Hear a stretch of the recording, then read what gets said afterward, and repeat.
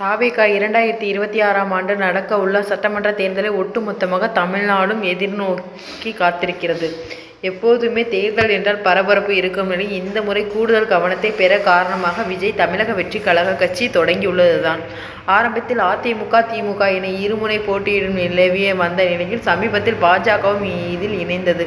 சின்ன கட்சிகளும் கூட்டணி வைத்த நல்ல வாக்குகளை இரு கட்சிகளும் பெற்று வந்தது. ஆனால் இப்போது விஜயின் அரசியல் கட்சியால் ஓட்டுகள் பிளவுபட வாய்ப்புகள் இருக்கிறது.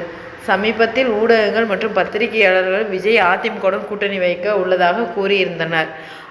அதுவும் துணை முதல்வர் பதவி விஜய்க்கு கொடுக்க வேண்டும் என தமிழக வெற்றி கழகம் சார்பில் கேட்கப்பட்டதாகவும் தகவல் வெளியாகியிருந்தது. முற்றிலுமாக மறுப்பு தெரிவித்த இருக்கிறது தாவேகா கழகம். அதாவது இந்த கழகத்தின் பொதுச் செயலாளர் என். ஆனந்த் அறிக்கையை வெளியிட்டு இருக்கிறார். அதாவது எந்த ஆதாரமும் இல்லாமல் அதிமுகவுடன் கூட்டணி வைப்போம் என்று சிலர் சொல்லுவது முற்றிலும் தவறானது என்று குறிப்பிடப்பட்டிருக்கிறார்கள். விஜயின் அறிவுறுத்தல் மற்றும் வழிகாட்டுதல் படி வருகின்ற தேர்தலில் பெரும்பான்மையான வாக்குகளுடன் வெற்றி பெறுவதற்கு வேலையில் தயாராகி வருகிறோம்.